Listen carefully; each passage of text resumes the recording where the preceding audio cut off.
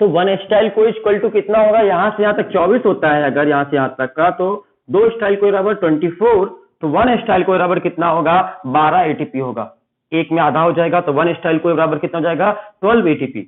1 pyruvic acid equal to 2 pyruvic acid equal to यहां से यहां तक 30 था, तो यहां पर 1 पायरुविक एसिड इक्वल टू 15 हो गया था, 15 एटीपी। ठीक है, तो आप ऐसे कर सकते हैं। ठीक है, अब आपके लिए एक अच्छा सा क्वेश्चन लेकर लाए हैं, देखते हैं कौन आप में से कौन सा बच्चा है जो आंसर इसको दे सकता है। आप देखिएगा यहाँ पर इसी मेथड से सॉल्व करना है आपको। मेथड क्या है इसको सॉल्व करने का, यहां से यहां तक ग्लाइकोलाइसिस में 8 एटीपी, पायरुविक एसिड से और ये बनते समय लिंक रिएक्शन में 6 एटीपी, और एसिटाइल कोई से क्रेब साइकिल होते समय 24 एटीपी। आपको पता टोटल कितना हुआ, यहां से यहां तक 3 रिएक्शन हुई, टोटल मिलाकर होगा 38, यहां से यहां तक 30 और यहां से यहां तक 24। आपको इतना तो पता चल गया, यहां से यहां तक 30 एटीपी मिलेगा, मतलब एक pyruvic acid equal to 15 ATP. यहां से यहां तक कितना होगा, 24 एटीपी होगा, मतलब एक एसिटाइल को बराबर 12 एटीपी। ये तो आपको पता चल गया 12 एटीपी। अब कुछ फंसाने वाले क्वेश्चन पूछते हैं, ऐसे क्वेश्चन जैसे टीचर तक फंस जाते हैं। हम देखेंगे, अगर इसको ध्यान से देखेंगे तो ग्लाइकोलाइसिस को ध्यान से देखते हैं और आपको फंसा कर देखते हैं। आप में से एक आध जीनियस बच्चे होंगे जिसका आंसर दे सकते हैं, वो एक आध जीनियस बच्चों को हम देखना चाहते हैं, कमेंट पे जरूर लिखिएगा जिनको आंसर पता हो। ग्लूकोज से आगे जाकर बनता है ग्लूकोज 6 फॉस्फेट। ठीक है, बनता है ना, तो एक ग्लूकोज 6 फॉस्फेट बराबर कितना एटीपी होगा, ये सोचकर आंसर देना। अगर हम आपको ग्लूकोज 6 फॉस्फेट दें तो कितना एटीपी निकलेगा। अगर ग्लूकोज बराबर 38 है, पायरुविक एसिड बराबर 15 है, तो आपको दो रिएक्शन बता दिए, ग्लूकोज बराबर 38 है और पायरुविक एसिड से 15 है, तो ग्लूकोज 6 फॉस्फेट बराबर कितने एटीपी होगा, जिसको पता हो कमेंट पे लिखिएगा। और क्वेश्चन देते हैं, एक क्वेश्चन हुआ, दूसरा क्वेश्चन है फ्रक्टोज 6 फॉस्फेट बराबर कितने एटीपी होगा। जिसको आने लगेगा सारे क्वेश्चन आने लगेंगे एक साथ, नहीं आएगा जब तक तो कुछ ट्रिक है ये, जिसको आने लगे। फ्रक्टोज 1,6 डाई फॉस्फेट बराबर कितना एटीपी होगा। 3 फॉस्फोग्लिसरल्डिहाइड बराबर कितना एटीपी होगा। कोई आंसर दे सकता है बिना बताए मेरे, तो आप कमेंट पे लिखिएगा। पहले हम जानना चाहते हैं कि आप में से कितने बच्चों को सच पे आ रहा था, समझ में आया।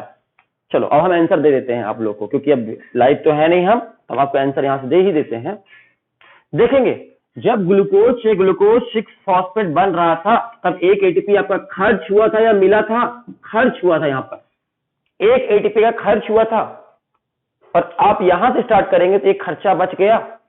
देखे थे आप, ग्लाइकोलाइसिस याद करिए, ग्लाइकोलाइसिस से 10 एटीपी बने थे, 2 खर्च हो गए थे। तो आप यहां तक आपको रोड क्रॉस करके दे रहे हैं, मतलब एक खर्चा आपका बचा कर दे रहे हैं, मतलब आपका कितना खर्च होगा, मात्र 1 एटीपी खर्च होगा। मतलब ग्लाइकोलाइसिस आपको कितने एटीपी मिलेगा, 9 एटीपी। आपका एक खर्चा बच गया, तो जहां से यहां से तक आपको 38 रुपए लगना था, लेकिन एक खर्चा बच गया, मिलना था, एक खर्चा बच गया, तो आपको कितने एटीपी मिलेंगे। आंसर होगा 1 ग्लूकोज 6 फॉस्फेट बराबर 39 एटीपी। एक खर्चा बचा आपका, 38 में एक खर्च बच गया। टोटल यहां से यहां तक 40 एटीपी बनते हैं, 2 खर्च हो जाते हैं, एक ही अगर खर्च हो आपका तो एक ज्यादा हो जाएगा, 39 एटीपी आंसर होगा। आप में से पता नहीं कितने लोगों को पता था। फिर ग्लूकोज 6 फॉस्फेट से फ्रक्टोज 6 फॉस्फेट में बनते समय कोई एटीपी का लेन देन नहीं है, इसलिए इसका आंसर भी सेम होगा 39। लेकिन अब देखेंगे, जब फ्रक्टोज 1,6 डाई फॉस्फेट बन रहा था तब दूसरा एटीपी फिर खर्च हुआ था, सेकेंड टाइम एटीपी। ये वाला खर्चा भी अगर हम बचा दें तो एक और बढ़ जाएगा, आंसर हो जाएगा 40 एटीपी। तो fructose 1,6 di phosphate equal to 40 ATP होता है। और नीचे ले चले आपको 3 फॉस्फोग्लिसरल्डिहाइड, याद करिए फ्रक्टोज 1,6 डाई फॉस्फेट 2 भाग में टूट रहा था, यहां पर लाइसिस हो जा रहा था। एक बन रहा था फॉस्फोग्लिसरल्डिहाइड और दूसरा बन रहा था DHAP। ये 2 पार्ट में डिवाइड हो गया था, टूट गया, और दोनों बराबर बराबर भाग में टूट के 2 बराबर भाग में, तो यहां पर 6 कार्बन थे, यहां 3 कार्बन हो गए थे। तो वैसे यहाँ 40 एटीपी था, तो आधा आधा दोनों में चला गया होगा, तो 3 पीजीए में कितना एटीपी आया होगा? मात्र 20 एटीपी। 3 फॉस्फोग्लिसरॉल्डिहाइड के एक मॉलिक्यूल्स में आपके कितने एटीपी होते हैं? 20 एटीपी। 2 मॉलिक्यूल्स में 40 हो जाएंगे। तो आपको ऐसे अगर समझ पाए होंगे, ये 1 या 2% बच्चे ही ऐसा कर पाते हैं, इसका आंसर दे पाते हैं। तो अगर आपको 1-2% में कौन कौन रहे हैं, ईमानदारी से जो बच्चे रहे होंगे वो अपना कमेंट में कमेंट लिखिएगा अपना आंसर कि इसका आंसर ये था, इसका आंसर ये था, हमको जो आया हो, आपके माइंड में जो आया हो वो लिखिएगा पहली बात, मेरे बताने से पहले। ठीक है, थैंक यू। फिर आगे पढ़ते हैं, हमने ये लेन देन पढ़ डाला। अब बात करते हैं इफिशियंसी पढ़ते हैं, इफिशियंसी ऑफ रिस्पायरेशन। रिस्पायरेशन कितने % इफिशियंट है? जैसे समझना, आपने एक कार खरीदी आज, एक कार खरीदी, मान लीजिए 20 लाख रुपीज में एक कार आपने खरीद ली आज। 1 साल यूज किया, कुछ समय यूज की, या कुछ समय घर पे लाके रख ली, 1 साल तक आपने घर में रखी, यूज भी नहीं की, और कुछ समय के बाद आप वापस बेचने गए, तो बताइए क्या 10-20 लाख रुपए की आपने खरीदी थी, क्या 20 लाख की वापस बिक जाएगी? नहीं बिकेगी। कितने की बिकेगी? ये लगभग 10 से 15 लाख रुपए की बिकेगी। चलिए अधिकतम बेच लेंगे आप, तो 15 लाख रुपए की बिकेगी। खरीदते समय दुकानदार ने कितने की दी? आपको 20 लाख रुपए में, और जब आप बेचने गए तो कितने लाख में ली? 15 लाख में ली। तो इसकी इफिशियंसी कितने % थी? आप निकाल सकते हैं। इफिशियंसी का परसेंटेज कैसे निकलेगा? तो ऐसे निकलेगा 15 डिवाइडेड बाई 20 मल्टीप्लाई बाई 100। बेचने का रेट, खरीदने का रेट, और 100 से मल्टीप्लाई कर देंगे, आंसर आ जाएगा आपका। ये कट गया, 7.5, 75 आ गया। फिर 75% आपको पैसा मिला, मतलब कितने % इफिशियंसी है? प्रोसेस 75%। तो ऐसे ही रिस्पायरेशन की बात करें तो समझिएगा रिस्पायरेशन में क्या होता है। जब आपके बॉडी में एक ग्लूकोज का रिस्पायरेशन होता है, एक ग्लूकोज का कंप्लीट रिस्पायरेशन होता है, तो आपके बॉडी में 686 किलो कैलोरी एनर्जी बनती है। इतनी एनर्जी बनती है, 686 किलो कैलोरी एनर्जी बनती है आपके बॉडी में जब ग्लूकोज का रिस्पायरेशन होता है, एक ग्लूकोज का। अब बॉडी बोलता है इतनी सारी एनर्जी को हम करेंगे क्या? स्टोर करके रख लेते हैं, जब जरूरत पड़ेगी तब ले लेंगे। इसने स्टोर करवा दिया, बैंक में जमा करवा दिया, इसने स्टोर कर दिया। किस फॉर्म में स्टोर कर दिया? एटीपी के फॉर्म में। किस फॉर्म में? एटीपी के फॉर्म। तो याद रखना, आपके बॉडी में जब ग्लूकोज की रिस्पायरेशन होता है तो क्या बनती है? एनर्जी बनती है। कितनी? 686 किलो कैलोरी। और ये एनर्जी जब स्टोर करवाते हैं तो स्टोर होती है कितने एटीपी में? 38 एटीपी में स्टोर हो जाएगी। ठीक है, स्टोर हो गई। खाना खाए आप, देखिए खाना खाए आप, एनर्जी लिए, और उसके बाद जो ग्लूकोज था उसका रिस्पायरेशन हुआ, इतनी एनर्जी निकली। इस एनर्जी को हम स्टोर करके रख लेंगे किस फॉर्म में? एटीपी के फॉर्म में। अब बॉडी को लगा कि अब हमको वापस एनर्जी चाहिए, अब हमको व्यायाम करना, एक्सरसाइज करना, मॉर्निंग वॉक करना, फिर एनर्जी चाहिए। तो एटीपी से बोलेंगे वापस एनर्जी बना दो इसको। तो ये 38 एटीपी को जब एनर्जी बनाएगा तो मात्र 2 आपका, जब आपका एनर्जी बनाएगा तो ये एक एटीपी से मात्र एनर्जी हमारी बॉडी को मिलती है 7.6 किलो कैलोरी। मात्र इतनी सी 7.6 किलो कैलोरी एनर्जी देगा मात्र। तो 38 एटीपी से कितना मिलेगा? एक एटीपी से इतना मिलता है, तो 38 एटीपी का देखेंगे, 38 multiply by 7.6 equal to 288 kilo calorie मात्र। मतलब आप 38 एटीपी को कैश कराने जाएंगे, जब ये कॉइन लेकर जाएंगे 38 एटीपी के और एनर्जी के फॉर्म में कन्वर्ट कराएंगे, तो मात्र आपको 288 किलो कैलोरी एनर्जी मिलेगी, 288। ध्यान समझना, आप 686 किलो कैलोरी एनर्जी लेकर गए थे तो उसको कन्वर्ट किया था उसने 38 में, और 38 को वापस अब बोलेंगे हमको कैश कर दो, एनर्जी को एनर्जी बना दो, जैसा था वैसा कर दो मेरा, तो इस बार मात्र आपको 288 देगा।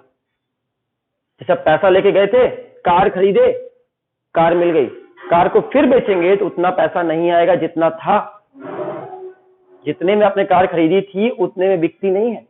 तो यहाँ पर देखेंगे 686 किलो कैलोरी एनर्जी खर्च हुई थी जो 38 एटीपी बनाने में, और 38 एटीपी से वापस बनाने में मात्र 288 एटीपी मिला। एक एटीपी से कितना मिलता है? 7.6 किलो कैलोरी एनर्जी। तो 38 एटीपी से कितना मिलेगा? 288। और आपको 280 एटीपी मिला, बताओ कितने परसेंट इफिशियंसी से काम किया आपके बॉडी रिस्पायरेशन ने? तो आप कैलकुलेट कर लो, 288 divided by 686 multiply by 100, calculation कर लेना। सारा कैलकुलेशन के बाद आपका आएगा लगभग अप्रोक्सीमेटली 42%। आपका रिस्पायरेटरी सिस्टम कितने परसेंट इफिशियंट है? मात्र 42% इफिशियंट है। खराब कितने परसेंट हो जा रही है एनर्जी? वेस्ट कितनी हो जा रही है हमारी एनर्जी इस सब करने में? हमारी एनर्जी लगभग 48% एनर्जी वेस्ट हो जा रही है हमारी बॉडी की। मात्र हम इतने परसेंट एनर्जी को यूज कर पाते हैं, जितना कमाते हैं उसका मात्र इतना यूज कर पाते हैं, 42%। बाकी सारी एनर्जी क्या हो जाती है? वेस्ट होती है। किस फॉर्म में? हीट के फॉर्म में। हीट के फॉर्म में आपका बाकी की एनर्जी आपकी वेस्ट हो जाएगी। लगभग में है ये 42। अलग अलग बुक में अलग अलग आंसर मिल सकता है आपको, 45 भी मिल सकता है, कहीं कहीं 50 तक भी ले लेता है, ठीक है, लेकिन आंसर 40 भी ले लेता है कहीं पर, कभी 40, कभी 42, कभी 45, अलग अलग आंसर मिल जाएंगे इफिशियंसी का।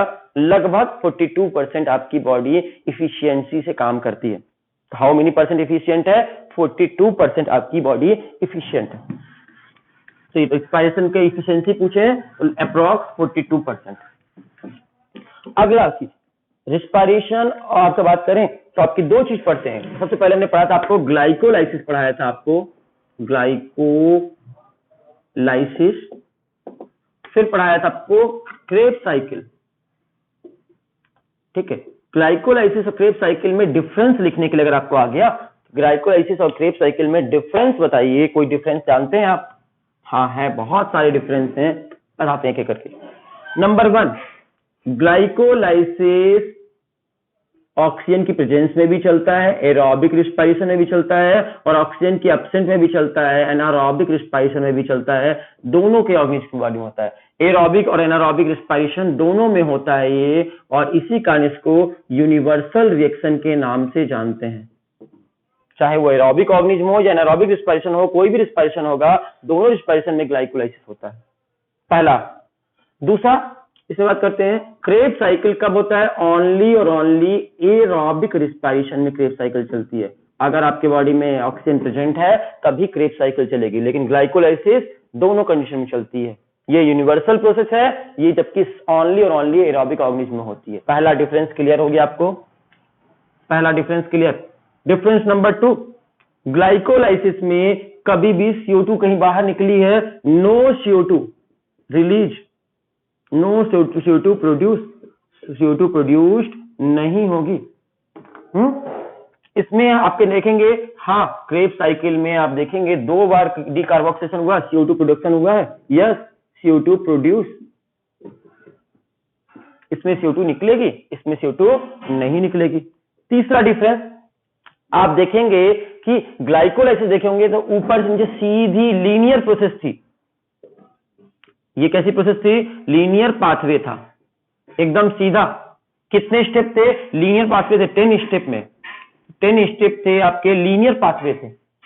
जबकि यहां भी 10 स्टेप ही होंगे, लेकिन ये 10 स्टेप आपके लीनियर पाथवे नहीं होंगे। यहां पर कैसा होता है? साइक्लिक प्रोसेस होती है। आपको देखो क्रेब्स साइकिल नाम से मालूम चला साइकिल, तो कैसे होंगे? 10 स्टेप तो यहां भी होंगे, लेकिन कैसी होगी? साइक्लिक पाथवे होगा, साइक्लिक प्रोसेस होगी, एक साइकिल बन रही है। तो साइक्लिक प्रोसेस है, ये लीनियर प्रोसेस है, नॉन साइक्लिक है, साइकिल नहीं बन रहा है यहाँ पर, लीनियर ऐसे ऊपर से नीचे तक। फिर बात करेंगे आपका इसमें ज्यादा एनर्जी किसमें निकलती है? तो इसमें देखेंगे ओनली 8 एटीपी निकलती है, लेस एनर्जी इसमें निकलती है। कितनी? ओनली 8 एटीपी फॉर्म होती है, इसमें गेन होता है, इसमें सिर्फ 8 एटीपी का गेन होता है ग्लाइकोलाइसिस में। और क्रेब्स साइकिल देखेंगे इसमें मोर एनर्जी निकलती है। इस क्रेब्स साइकिल में एक ग्लूकोज से 24 एटीपी का फॉर्मेशन होता है।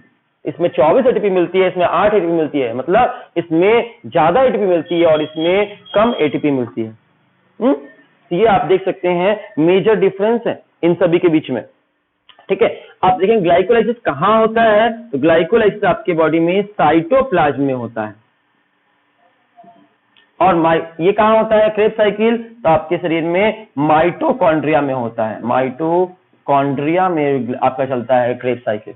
तो माइटोकॉन्ड्रिया में क्रेब्स साइकिल चलता है, माइटोकॉन्ड्रिया के मैट्रिक्स में, और जबकि ग्लाइकोलाइसिस आपकी साइटोप्लाज्म चलती है। ये सब मेजर डिफरेंस थे।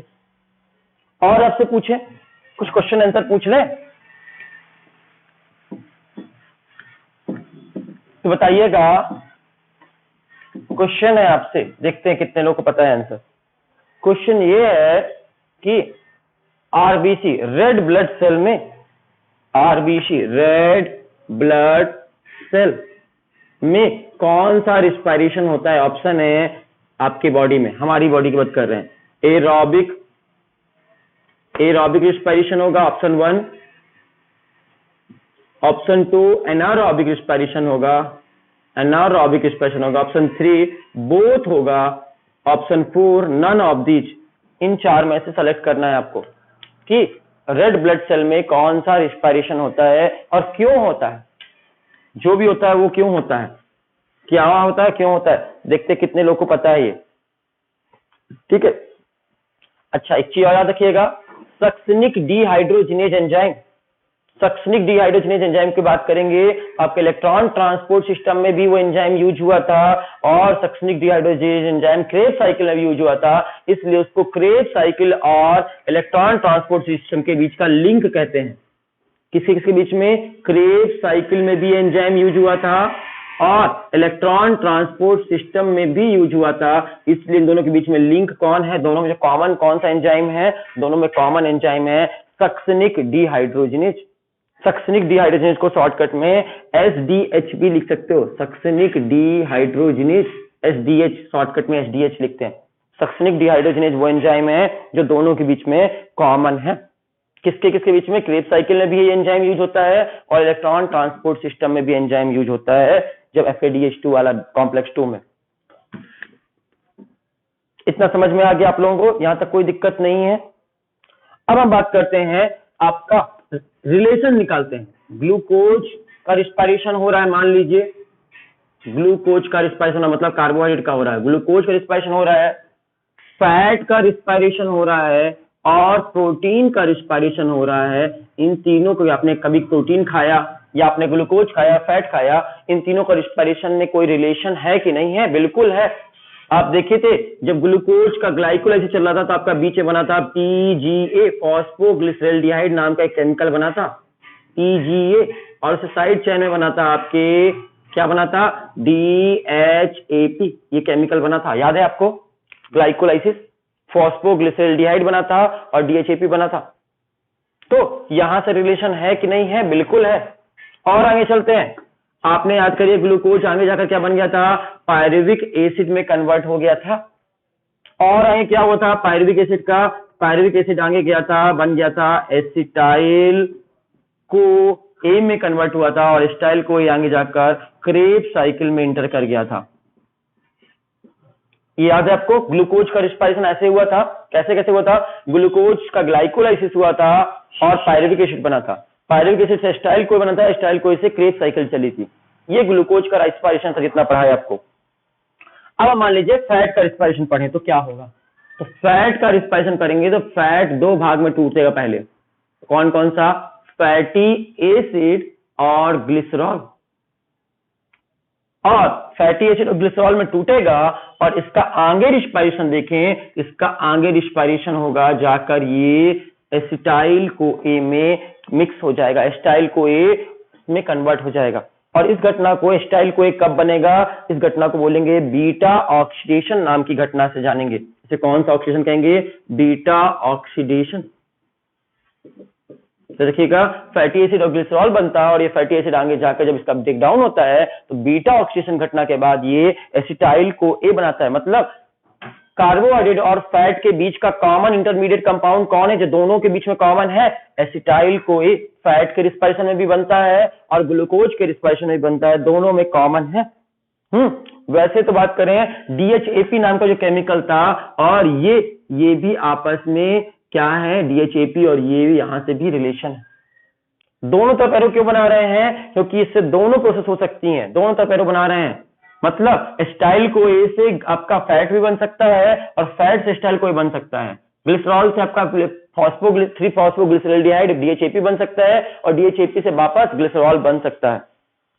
ठीक है, ये दो जगह से आपकी यहां और यहां से फैट और कार्बोहाइड्रेट की चेन रिलेटेड है। प्रोटीन की बात करें तो प्रोटीन की चेन तो बहुत जगह से रिलेटेड है। पहली चीज, प्रोटीन आपका ये DHAP से कनेक्टेड है, दूसरा चीज, प्रोटीन जो है आपका वो एसिटाइल को ए से भी कनेक्टेड है, और आपका बात करें ये प्रोटीन तो आपका क्रेब्स साइकिल से भी कनेक्टेड है।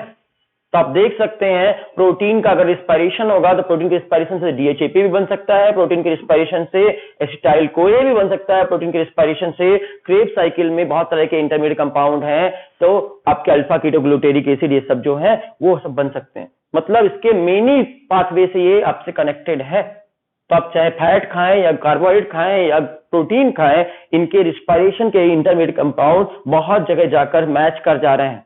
स्पेशली याद रखिए एसिटाइल कोई सबसे मेन इंटरमीडिएट कंपाउंड है। आपसे बोला जाए तीनों के बीच में कनेक्टिविटी करने वाला, कार्बोहाइड्रेट के रिस्पायरेशन में भी आता है, फैट के रिस्पायरेशन में भी एसिटाइल कोई बनता है, और प्रोटीन के रिस्पायरेशन में बनता है एसिटाइल कोई। तो इंटरमीडिएट कंपाउंड है ये। दूसरा इंटरमीडिएट कंपाउंड कौन सा है? डीएचएपी। ये दोनों के रिस्पायरेशन से कनेक्टेड है, प्रोटीन और फैट के और कार्बोहाइड्रेट के है ही। जैसे आप देख सकते हैं कि इनके बीच में कनेक्शन है कि नहीं है, बिल्कुल है। फैट के रिस्पायरेशन को क्या कहते हैं? फैट से एसिटाइल कोई बनने की घटना को कहते हैं बीटा ऑक्सीडेशन।